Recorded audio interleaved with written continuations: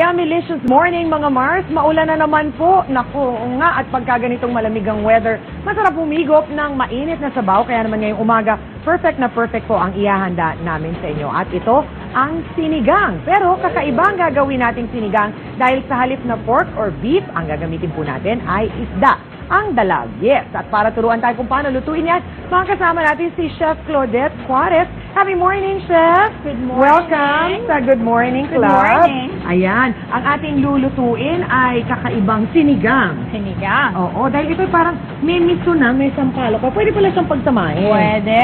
Pwede. So, ano mga ingredients na kailangan natin, Okay, Chef? kailangan natin ng dalag.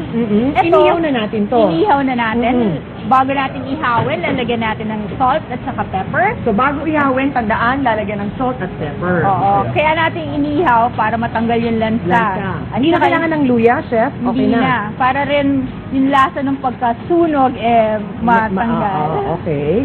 So, Tapos, sibuyas. kamatis, saka bawang, at yung meso, at bagoong. Ay, may konting bagoong. Oo. Okay. Tapos, ang pampaasim natin, sampalok, Fresh sampalok talaga. Uy, masarap. at gabi na pagpapalapot ng Oo. konti, at ang kangkong. Tapos meron tayong konting asin, paminta, at patis. At syempre, yung tubig na gagamitin natin, ay ito, yung pangalawang hugas ba ito? Hugas, yes. Oo, ng hugas bigas. Yan talaga ang sikreto sa masarap din na sinigang. Sinigang. Okay, so ang una natin ginawa ng mga Mars, inihaw na natin yung isda. Remember kung ano yung sinabi ni Chef Claudette, lagyan lang ng konting Asin, at saka paminta. at paminta pag inihaw natin. Oo. So ngayon, magigisa na tayo. Okay, una natin gigisa yung sibuyas hanggang malanta siya. Para makita mong malanta siya, mamumutla at talagang Oo, yung medyo parang magiging clear yung Clear, itsura oo. ng ating sibuyas. Saka makikita mo lumalabas din yung pagkatamis niya. Oo. Okay. So, hanggat pagpalagay na natin lalanta na siya, dadagdag natin yung kamatis. Kamatis. Ito rin, importante na talagang lantang-lanta siya. Oo. Minsan yung iba nakikita natin na kapag sinigang yung kamatis na medyo malalaki yung hiwa. Hiwa. Oo. Pero ito, pwede rin ganyang maliit Ganyan, lang. maliliit para mas mabilis ding maging malanta siya. Ah, okay. At yung flavor niya ay lumabas. Oo. So, pwede mo siyang idiin. Pwede At durug-durugin. konti. Oo. Oo. Kakaiba ito, Chef, kasi talagang may bagoong pero hindi ganun kadami yung bagoong na ilalagay natin. Hindi. Konting-konti Kasi lang. kung matatandaan mo, siguro nung mga panahon ng mga lola natin, meron silang sausawan na sampalok at saka bagoong Oo. pinagsama. So, ito, nasa sabaw at Okay. maganda yung kombinasyon nila. So napansin namin, Chef, na gumamit ka nitong hugas bigas sa halip na ordinary tubig lang. Bakit? Mas malasa ba siya compared to... At saka konting dahil nga ang kanin ay isang starch, at Oo. medyo nagpapalapot at Nagpapalapot. nagbibigay din ng flavor. At Oo. nutritional value niya mas maganda kaysa Mas sa maganda rin ordinaryong kaysa sa ordinaryong tubig lang. So yung bagoong naman, para talagang medyo, kung bakit mo sinama? Kumbaga, parang nagkakaroon siya ng kick. Kasi parang perfect combination sila ng sampalok. Dahil nga kanina sabi nga ni Chef, nung bata tayo, madalas nakikita natin yung sampalok sinasabay natin pag kumakain sa bagoong, di ba? So, Oo. meron siyang pwedeng ibang kick. Okay. Nakatikim ka na ba ng sinigang na may bagoong? Di pa, di pa. Mr. Eduardo? Di pa. Nga eh. Ito talagang lahat na nang hinahanap mong pampaasim, nito, sampalok, nandyan na. Yo, pag lagi mo na po, piling na po yun.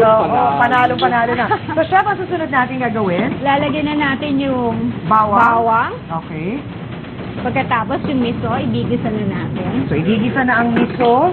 Sunod-sunod na ito, Sunod-sunod mga na Mars. yan. Hulog lang lahat ang ito. Oo. Sabi nga nila, ito yung luto na hulog-hulog lang. Kasama rin natin ngayong umaga, nagising, nag-jogging, papunta dito sa TV5, sa Novaliches, si Tuesday Vargas, na ito'y magaling din magluto. Nag-aaral to ng culinary din ngayon. Yes po, yes. Good Oo. morning. Good morning po, Tita. Ay, Bert. Morning. Yes, good morning Good po. morning. Oo, bago ang Nagluto hair ka mo. agad.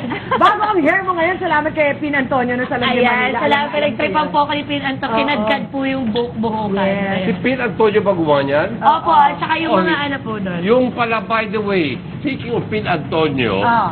sa Friday, Mitch Valdez. Wow, yes! pare ang Oo. kanyang show. Ay, gusto ko Alas manood 7. yan. Nakakatawa Si Mitch talaga. Valdez, kabatch ni Miley Cyrus. Oo, Kabatch, oo. yan ang mga kabataan. Yan ang mga dati, Selena Gomez. Oo, Yan, oo. kabatch. Sa Justin Bieber. Yeah, pero Yan. seryoso Yeah, po, yeah. napakahusay na performance. Oh, Oo, ito manood sa- tayo niyan sa August 30. So nilagay na ni Correct. Chef yung ating Dalag. inihaw na dalag. Yeah. Inihaw na dalag. Tapos ito na yung ating sabaw. Ayan. Tapos, yung hugas bigas. Maganda ang dalag bilang isda kasi organic yan. Yes. Nabubuhay sa putik. Oo. Yun ang mga Pero kaganapan. ano lang matinik lang. Kaya ingat-ingat Ingat, magpapakain tama. niyo ito sa inyong mga chikiting. Pwede. Ayan. So ikaw ba ay makakasama Ayan na natin yung pag-oo. sa ilan sa mga Ayan na, ayan pagpunta na. sa mga evacuation center ngayong araw na Ayan, ito? part yan ng reason ba't ako lumabas at Gabi. nagja-jogging nga lang ako kanina. Oo. Iniimbitahan namin lahat pag malapit po kayo sa Meralco Theater or kahit sa Meralco Compound, pumunta po kayo doon dahil ongoing po ang ating repacking at Repacking. saka pag-organisa ng ating pagpunta sa mga relief. At mamaya hapon, ang ilang miyembro ng Channel 5, kasama po ang At ating ng- chairman, oo, chairman. si Mr. Manny B. Pangilinan, ay pupunta ng Bacoor Yes. Tama. para at least mag-distribute ng mga ilang relief goods. Ayan, makiswimming po kayo sa amin. Pupunta natin yung mga kapatid natin. Oo. At kasama pa rin doon yung ibang mga MVP group of companies na tutulong Yes. din para sa ating pagtulong sa mga kapatid naman natin dyan Minobilize ang Oo. buong MVP group. sa Cavite. Tama yan. Mga kapatid, going back sa ating recipe naman, ang miso po ay mayroong probiotics na nakakatulong na magkaroon ng good digestion at ang dalag naman ay mayaman sa omega-3 at omega-6 fatty acids na tumutulong naman mapanatiling malusog ang ating puso. Ang favorite ko na gabi, mahilig ka ba sa gabi? Oo. Sarap niyan, di ba? Mayaman sa zinc, magnesium, iron, manganese at fiber na tumutulong ng pampaganda ng digestion. Tama. Pampaganda ng life. Tama. Para maka-jogging kayo ng 6 a.m. Yes. So, ito yan. Dahil luto na yung isda, halos pwede mo nang, Oo. kainin. Nantayin na lang natin Kumulo. kumulo. At It's ito all na about ating the tangkong. soup. Yes. Sarap. O, so, pwede nang tikman. Ito na ang ating inihaw na dalag sa sinigang sa miso ni Chef Philip. Ang Centro 1771 ay matatagpuan saan, Chef? Sa Serendra Mhm. at sa Greenbelt 3. Mm-hmm. At magkakaroon kami dun sa mga taga-Pasig sa Common. Ayan, so abangan po ninyo. Happy birthday naman sa ating kaklab na si Miss Leda De Vera, owner ng L De Vera Catering Services. Nanay ni Lord De Vera? Ay, hello po, Miss Hindi, De Vera. hindi niya nanay yun. Ay, di ba yan, Joke nanay? lang. Ano? Oo. Abang Actually, kami yun na. makakakain. Oo, tikman mo na. Ikaw, Edu, tikman mo na rin. Ay, na, kutsara, kuha ka na dyan. Oo, eto na. Tikman na ang masarap na maasim na bagay ngayon sa malamig na panahon. Tama.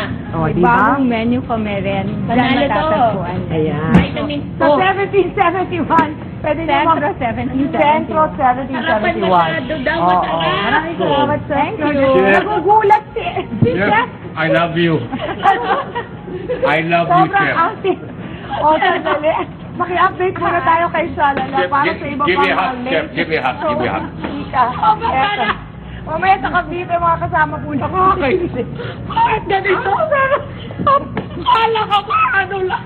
Shalala! Maraming salamat. Thank you.